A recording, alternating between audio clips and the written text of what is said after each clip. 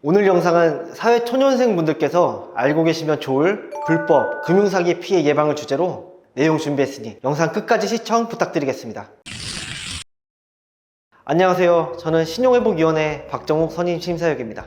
오늘 영상은 사회초년생 분들께서 알고 계시면 좋을 불법 금융사기 피해 예방을 주제로 내용 준비했으니 영상 끝까지 시청 부탁드리겠습니다. 사기란 다른 사람을 속이거나 착각하게 만들어 부당한 이득을 취하는 행위를 말합니다. 그 종류로는 여러분들이 잘 알고 있는 보이스피싱, 메신저 피싱, 스미싱, 대출 빙자 사기, 피싱과 파밍, 대포통장, 불법 다단계까지 그 종류가 참으로 많고 다양하고요. 수법도 날로 다양해지고 있습니다. 먼저 보이스피싱에 대해 알아보겠습니다.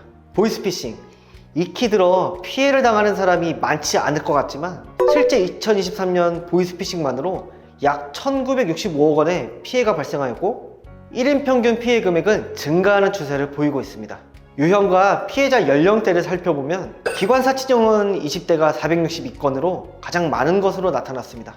이는 사회 진출 후 비교적 사회 경험이 부족한 20대의 경우 수사기관에 전화해서 심리적 압박을 느끼기 때문인 것으로 분석됩니다. 이번에는 메신저 피싱과 스미싱에 대해서 알아볼 텐데요. 메신저 피싱이란 문자 혹은 우리가 자주 사용하는 SNS를 이용한 금융사기입니다. 그리고 스미싱은 문자나 SNS로 URL을 보내 사이트 주소를 클릭한 사람의 스마트폰에 악성 코드를 유포하여 개인정보를 빼내는 금융사기입니다. 실제 있을 법한 일을 가정하여 문자를 발송합니다. 하지만 택배 발송 확인을 위해 URL을 클릭하는 순간 악성 코드가 핸드폰에 설치되고 범죄자들이 나의 개인정보와 금융정보를 빼가는 것입니다. 또한 수능이 끝난 여러분들을 노려 수능 합격 문자 메시지, 수능 응원 메시지처럼 꾸며 URL을 함께 보내기도 하니 꼭 주의를 해야 합니다. 이러한 메신저 피싱을 예방하기 위해서는 핸드폰이 고장이 나서 메신저로 연락했다고 이야기하더라도 반드시 통화로 확인한 후에 돈을 보내주어야 합니다. 휴대폰에 보안 프로그램을 최신 버전으로 업데이트하여 금융사기를 예방해야 합니다. 또한 메신저로 금융거래 정보를 거래할 시 기록이 남음으로 거래정보 공유는 메신저로 하지 않아야 하고 자신이 사용하는 메신저의 비밀번호를 주기적으로 바꿔야 합니다. 메신저로 모르는 사람이 파일, URL 등을 보냈다면 확인하지 않고 삭제해야 하며 개인정보가 노출되지 않도록 공공장소에서는 인터넷 뱅킹 등의 거래를 자제해야 합니다. 최근 챗 GPT 등 인공지능 기술이 주목을 받고 있는 가운데 중국에서 AI 합성 기술을 악용해 영상통화를 활용한 사기 수법이 활개를 치고 있다고 합니다. 중국 네이멍구에서는 급하게 돈이 필요하다는 친구의 영상통화에 약 8억 원을 송금했다가 잃어버린 사건이 발생했다고 하는데요. 사기를 벌인 일당이 AI 합성 기술을 이용해 친구의 목소리는 물론 얼굴까지 구현해 피해자를 속인 것입니다. 보이스피싱이나 스미싱 등 기존 사기 수법이 널리 알려져 사기에 넘어오는 사람이 줄자 이러한 신종 수법을 만드는 것으로 보입니다. 내구재 대출에 대해 알아볼까요? 내구재 대출은 나를 스스로 구제하는 대출이라는 뜻으로 흔히 휴대폰 깡이라고 부르는 신종 불법 사금융입니다. 급전이 필요하지만 금융기관을 통해 대출받기 어려운 청년층을 대상으로 휴대폰을 개통시키고 피해자 명의로 소액 결제를 하거나 범죄 행위를 하는 등의 대출 사기 수법입니다.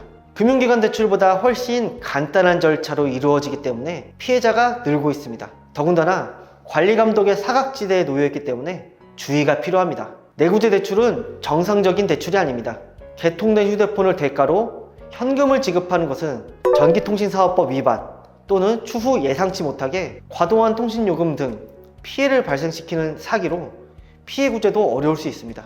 또한 휴대폰을 타인에게 제공한 것만으로도 형사처벌을 받을 수 있으며 또 다른 범죄에 악용될 수 있음을 유의해야 합니다. 따라서 피해 발생 시 경찰 등 수사당국에 신고하고 추가 피해 방지를 위해 휴대폰 개통, 계좌 개설 현황을 조회 후 정지하십시오. 본인도 모르게 개통된 휴대폰을 조회하거나 추가 개통을 차단하기 위해 명의도용 방지 서비스를 활용, 계좌정보 통합관리 서비스를 활용하여 본인 모르게 개설된 계좌 혹은 대출은 대출을 한눈에 계좌정보 통합관리 서비스 사이트를 통해 알고 계시면 좋겠습니다. 만일 사기 범행에서가 돈을 송금했다면 금융회사 콜센터 또는 경찰청, 전기통신금융사기 통합신고 대응센터로 즉시 전화하여 계좌의 지급정지를 요청하세요. 경찰에 피해 신고를 한 후 금융회사에 피해 구제를 신청하시면 피해금이 인출되지 않고 통장에 남아있는 경우에 별도 소송 절차 없이 되찾을 수도 있습니다. 우리가 금융사기 피해를 입게 되었을 때에는 지급정지나 피해 신고는 112, 금융사기 피해 상담은 금융감독원 1332입니다. 물론 영상을 시청하시는 분들께서 금융사기의 피해자가 되면 안 되지만 도움이 필요할 때는 이곳을 통해 반드시 도움을 요청하시기 바랍니다. 오늘은 불법 금융사기 수법을 사례로 알아봤는데요. 도움이 되셨을까요? 무료로 전문가와 1:1 신용상담을 받고자 한다면 신용플러스 앱을 이용해보세요. 감사합니다.